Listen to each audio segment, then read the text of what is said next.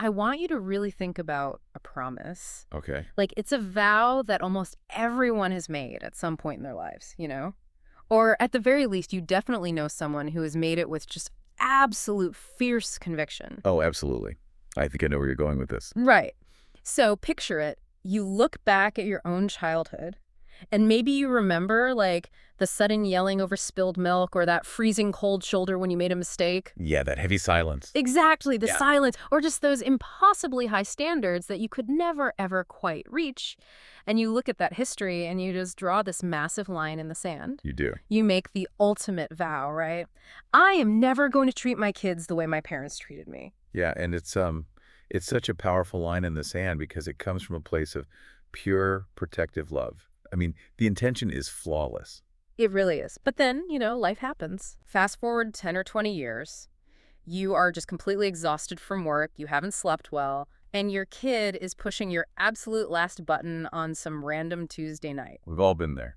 And suddenly, out of your mouth comes the exact tone of voice you hated, or, like, you give them the exact same cold, dismissive look you swore you'd lift in the past. Yeah, it's honestly a terrifying out-of-body experience. It really is. It's like, somehow, despite all your conscious, desperate effort to be different, history just finds a sneaky way to repeat itself. And that is one of the most frustrating universal human experiences, I think. Yeah. You have this incredibly compelling vision to do better, to, break the mold. Right. But in those moments of stress, you just find yourself pulled right back into the gravitational orbit of your own childhood environment. Which perfectly brings us to the core mystery of today's deep dive. Okay. So, psychoanalyst Grant Hilary Brenner recently published some absolutely fascinating research in Psychology Today, where he maps out exactly why our brains betray us like this. It's really brilliant work. He calls it parenting blindness. Parenting blindness. So our mission today is to decode these hidden, invisible blueprints that get passed down through generations. We want to understand why that promise to be different is so incredibly hard to keep. Yeah, and to really understand Dr. Brenner's work, we have to establish a foundational rule right out of the get. Okay, what's the rule? When we talk about the intergenerational transmission of difficult parenting, we are not talking about villains. That's an important distinction. It really is. People do not pass down difficult parenting through malice or, a conscious desire to hurt their kids. Dr. Brenner points out that this happens because of psychodynamic conflict. Okay, let's unpack this because psychodynamic conflict sounds like a pretty heavy clinical term. It does, yeah. Are we basically saying that the deep, ingrained wiring of your brain from your past is literally at war with your present-day desires? That is the perfect translation. Yeah. Honestly, perfect. Your conscious mind desperately wants to do the right thing right, to be warm, patient, and understanding. Right, the flawless intention we talked about. Exactly.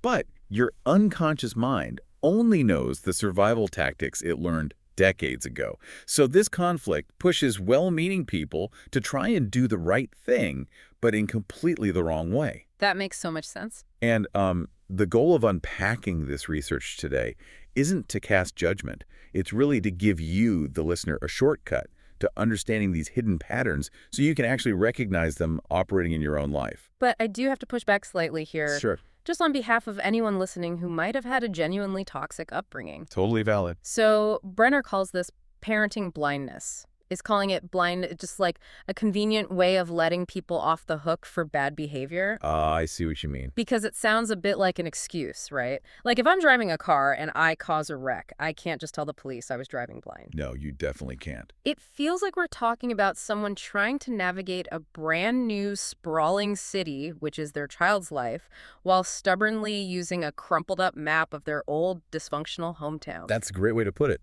They might have great intentions, they might be trying to reach a beautiful destination, but they are fundamentally lost and they're crashing the car. Yeah, and that dysfunctional map analogy gets right to the heart of the issue.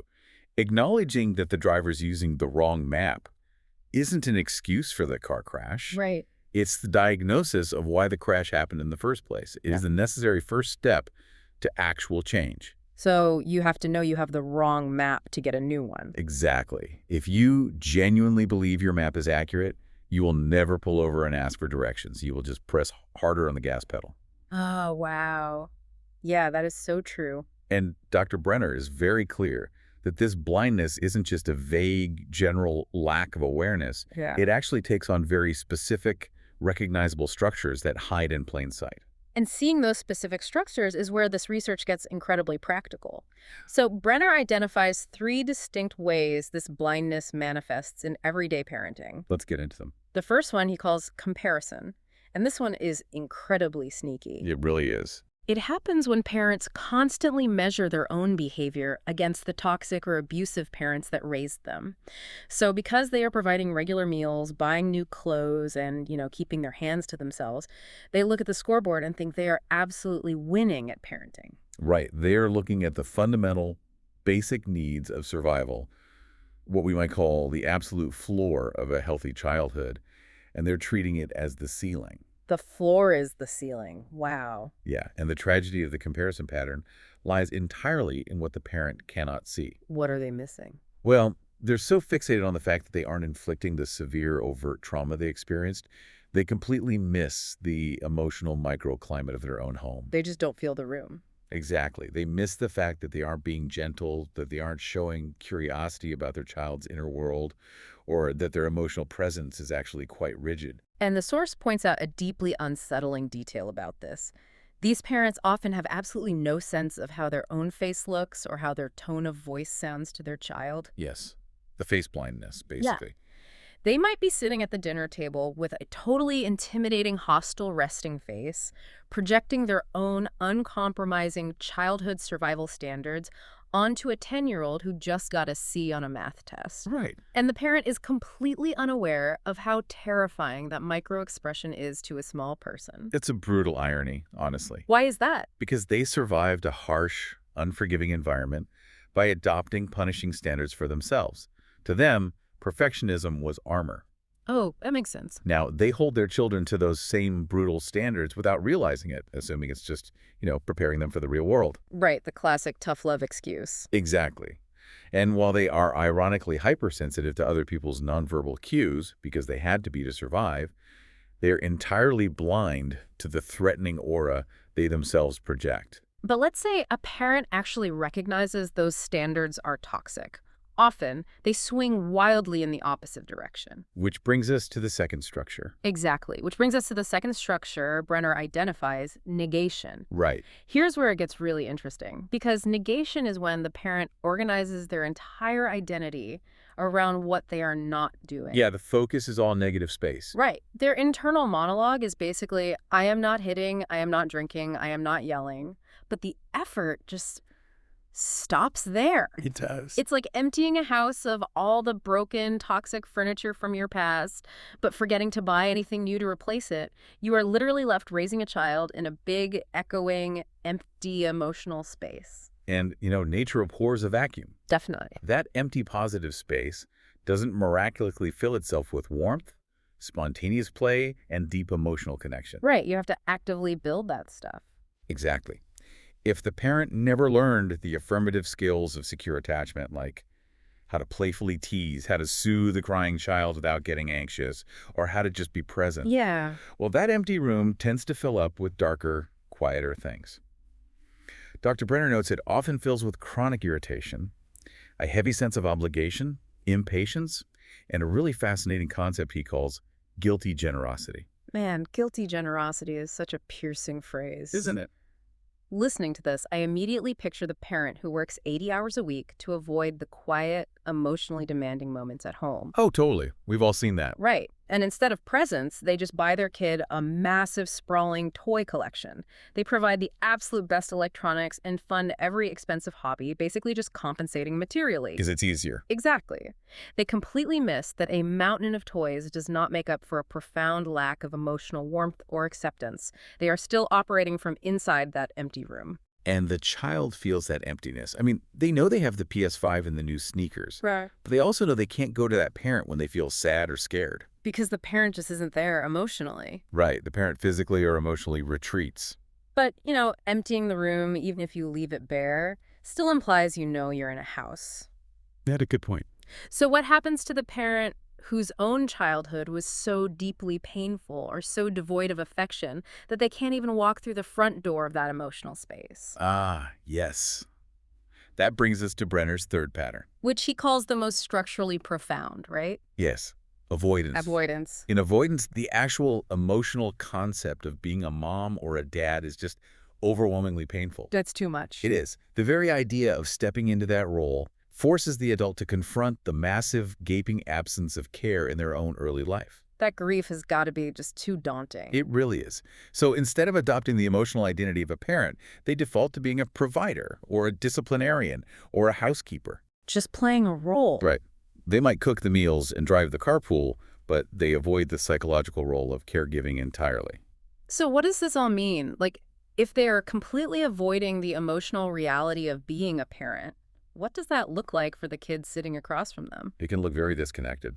Because it sounds like the adult has absolutely no working blueprint for affection. Yeah. If they don't know how to be a parent, it's like they have to build a Frankenstein-style parent out of spare parts. Oh, that's exactly it. They just have to cobble an identity together from scratch. That is essentially what happens in real time, because that coherent sense of a secure, available relationship is entirely missing from their own history. Right. So these parents construct their caregiving style piecemeal. They become quiet observers. Like taking notes on how to act. Exactly. They collect bits and pieces of how to act by watching other caregivers out in the wild. They might adopt the firm but fair tone of a high school basketball coach, or replicate the patient, crouching posture of a kindergarten teacher they saw at morning drop-off, Oh, I see. or even borrow the conversational style of a friend's dad. It's tragic, but honestly, it's also incredibly beautiful in a way. It really is. They are just scavenging for healthy behaviors wherever they can find them in the world, trying to weave a safety net for their kid out of borrowed threads. And Dr. Brenner explicitly notes how striking it is to witness this in practice. It really highlights an immense human resilience. Because they're still trying. Exactly. Even within the profound detachment of avoidance, people have this innate drive to build something better. They assemble a functional caregiving persona, piece by piece, given time and the right conditions. Okay, so we've spent a lot of time analyzing the parent side of the equation, how they get trapped in these hidden structures of comparison, negation, and avoidance. Right. But I think we need to shift gears and look at the other side of the dinner table. What is it actually like to be the child growing up in this environment? That's a crucial perspective. Because a 7-year-old doesn't have a copy of Psychology Today lying around to understand their parents' complex trauma history. No, they don't. And children simply do not know that their environment is abnormal. That's so true. To them, it's just normal. Exactly. They assume the emotional weather of their living room is the exact same weather happening all over the world. Right. So, to survive in a home where the emotional landscape is dictated by an empty void of negation or the total detachment of avoidance, the child has to develop a set of blinders. They just tune it out. They tune out the dysfunction just to get through the day. The source mentions that occasionally, a visit to a friend's house might crack that worldview open just a little bit. Right, the contrast. Yeah. A kid might be sitting in a friend's kitchen and see a dad casually ask his son about his day with genuine, relaxed warmth. And the child thinks, wait, is this how it's supposed to be? Yeah, a glimpse of a different reality. But most of the time, those survival blinders are strapped on so tight that the child can't even afford to make that emotional connection. Because taking off the blinders would mean confronting the terrifying reality that their fundamental needs are not being met by their protectors. And a kid just can't process that. A child's psyche cannot handle that truth. So to navigate a house full of unpredictable, emotionally complex or distant adults, the child develops a profound, almost superpower-level adaptation. What's the superpower? They develop an exquisite perceptiveness. They become hyper-attuned to other people's microexpressions, tiny shifts in breathing, and hidden intentions. Wow. They're essentially acting like bomb squad technicians, reading the room constantly to ensure they don't trigger an explosion or a freeze-out. So as a survival mechanism, these kids become absolute world-class mind readers for everyone else's moods. Yes. They know exactly when dad is getting tense just based on, how he puts his keys on the counter. Exactly. They pick up on the tiniest cues. But the terrifying trade-off is that they completely disconnect from their own internal radar, right? They don't know their own emotions. What's fascinating here is that the cost of this relentless hypervigilance toward others is a massive, gaping blind spot regarding their own internal state. They just go numb to themselves. Dr. Brenner explains that this intense external perceptiveness perfectly coexists with a total shutdown of the child's own emotions. That is wild. If you ask one of these kids what they actually want for dinner or what makes them happy, they might genuinely freeze up. Their own needs simply don't register on the dashboard. Because it wasn't safe to have needs. Exactly. Yeah. Over time, they just work around these huge emotional blind spots, get used to the numbness, and eventually forget about their own needs entirely. Which sets the perfect tragic stage for when they become adults themselves. The cycle continues. They've forgotten their own emotional needs, they possess these intense radar-like survival skills for monitoring others, and the cycle is just primed to begin all over again when they have kids. But let's look at the turning point. Let's say one of these adult children is listening to this deep dive right now, Okay. or they're reading Dr. Brenner's article, and the puzzle pieces suddenly snap together. Awareness finally hits. Why is it so incredibly difficult to take that epiphany and just change course? Because sudden awareness is a double-edged sword. How so? When that recognition dawns, it rarely brings immediate, peaceful relief. Instead, it brings a crashing wave of shame and regret. Oh man, I can only imagine. The parent looks back and suddenly realizes what they have been unknowingly doing to their own children. And that's gotta hurt. It's agonizing. The logical, psychological cure for that kind of toxic shame is self-compassion. You have to forgive yourself for not knowing better. Right. But this is exactly where they hit a massive psychological brick wall. Researchers have identified a well-documented phenomenon known as fears of compassion. Wait, fear of compassion, not just finding it awkward or difficult, but actually being frightened by the concept of being kind to yourself? Yes, for individuals who are extraordinarily high in self-criticism, which is the guaranteed byproduct of surviving an uncompromising, comparison-driven childhood. Right. For them, self-compassion doesn't feel soothing. It feels actively, existentially threatening. Wow. If you've spent your entire life believing that relentless pressure is the only thing keeping you safe, I can see how kindness would feel dangerous. Exactly. It's like they're terrified that if they take their foot off the gas pedal of relentless self-criticism, the engine of their life will just fall right out of the car. That's a perfect analogy. They literally believe the anxiety and that harsh, punishing internal voice are the only structural beams holding their career, their family, and their sanity together. They're scaffolding. So if they show themselves grace, they fear they will completely collapse into a puddle of laziness or failure. If we connect this to the bigger picture, you see exactly why the intergenerational cycle is so incredibly durable. Because the cure feels like poison. Exactly. The parent desperately wants to change, but the only tool that can actually soothe their shame, self-compassion, triggers their deepest survival alarms. That's so heavy. It feels like dropping your weapon and taking off your armor in the middle of a war zone. But Dr. Brenner emphasizes a wildly important point here. What's that? This resistance to self-compassion is not a character flaw. That is so important to hear. It's not a sign that you are broken or fundamentally a bad parent. It is a completely predictable, mechanical consequence of your specific history. Right. And because it operates like a mechanism, it can be dismantled and treated. That is a massive relief for anyone feeling stuck. It's not a personal failure, it's just a faulty map that can be redrawn. Exactly. So this brings us to the ultimate practical question of the deep dive. How does a person actually change this dynamic? How do we fix the engine without the car falling apart? The clinical goal for fixing this engine is developing something called parental reflective functioning. Okay, another clinical term. Yes, but stripped of the clinical jargon. This simply means building the mental muscle to hold dual awareness. Dual awareness, what does that look like? It's the ability to hold your own swirling inner experience in your mind, your stress, your triggers, your exhaustion, Okay. while simultaneously holding your child's separate, innocent experience in your mind. Oh, wow. That sounds difficult in the heat of the moment. It is. It is replacing the historical blindness with present moment clarity. The transmission of trauma relies on the dark. It requires the absence of this dual awareness. So once you shine a light on it, Once you shine a light on it, the entire equation fundamentally changes. getting to that level of awareness requires a total shift in how we think about healing. And there is a brilliant counterintuitive insight from the source that completely reframes this. Yes, I love this part. In pop psychology, people constantly talk about breaking the cycle. We say it like a battle cry, right? All the time. But Dr. Brenner explicitly argues that asking how to break the pattern is entirely the wrong question. He says that the instinct to break things is the core problem to begin with.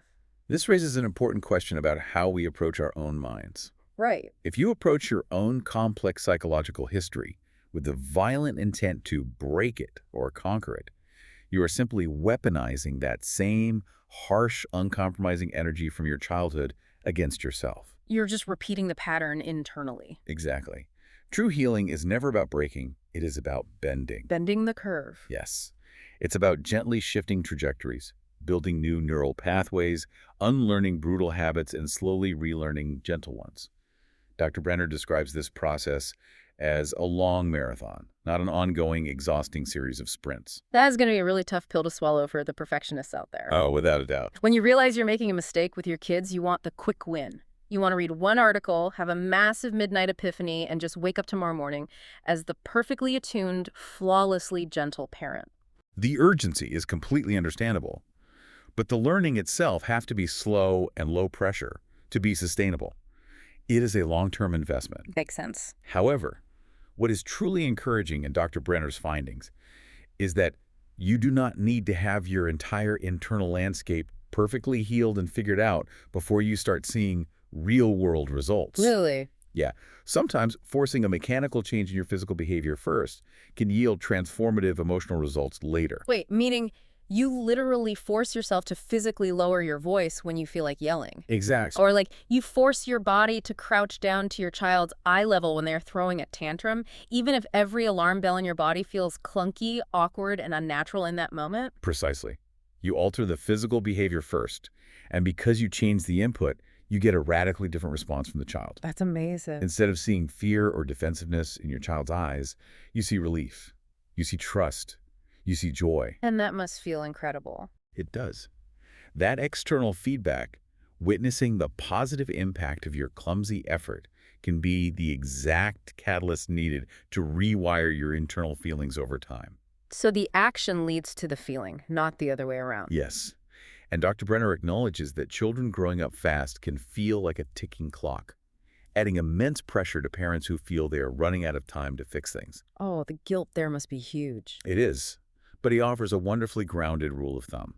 He says it is far better to be 70% along the path of healing in a couple of years than to remain marginally different month after month because you are paralyzing yourself trying to achieve 100% perfection today. It's better to be 70% along. I love that so much. It's like, give yourself the grace of the marathon. Exactly. So, to wrap up our deep dive today, let's bring the core insights together. Sounds good. The intergenerational transmission of trauma and difficult parenting isn't a dark fairy tale about villains passing down evil to helpless victims. No, it's not. It is passed down through these hidden, subtle structures of blindness. Right. Comparison, negation, and avoidance. Exactly. Comparison, where the bare minimum floor of basic survival is falsely celebrated as the ceiling. Negation, where we define ourselves strictly by what toxic things we aren't doing, leaving our children in an echoing, empty room. And avoidance, No. where the pain of the past forces us to retreat, leaving us to cobble together a parenting identity out of spare parts. But the incredibly hopeful twist to all of this is that the very survival skills honed in that difficult childhood are not useless baggage. Not at all. That exquisite perceptiveness, that hyper-attuned ability to read the room and sense micro-expressions, these are incredibly powerful tools. They are superpowers, really. When those perceptive skills are finally paired with self-compassion and turned inward to understand your own emotions, they become the exact superpowers needed to interrupt the cycle. You stop breaking and you start bending the curve. It is a profound shift in perspective. You take the heavy armor that kept you alive in the dark, you melt it down, and you use it to build a warm, structurally sound house for your kids. Beautifully said. And building on what we've explored today, I want to leave you with one final thought to mull over. Go for it. Think back to that pattern of avoidance and the idea of building a Frankenstein parent out of the bits and pieces of other adults. Yeah, the piecemeal identity. Right. If you recognize that your own caregiving style is a patchwork quilt, take a moment to ask yourself, how much of your warmth was borrowed from a favorite middle school teacher? Oh, wow. How much of your patience came from a high school coach or a friend's parent who let you stay over on the weekends? That's a great question. And what does that realization tell you about the immense quiet power of the unsung heroes who actually shaped who you are today? Man, it really makes you rethink that original vow, doesn't it? I am never going to treat my kids the way my parents treated me. It really does. Maybe the true secret to bending the curve isn't relentlessly focusing on the toxic people you don't want to be, Maybe it's about finally opening your eyes to the unsung heroes who quietly showed you exactly who you could be.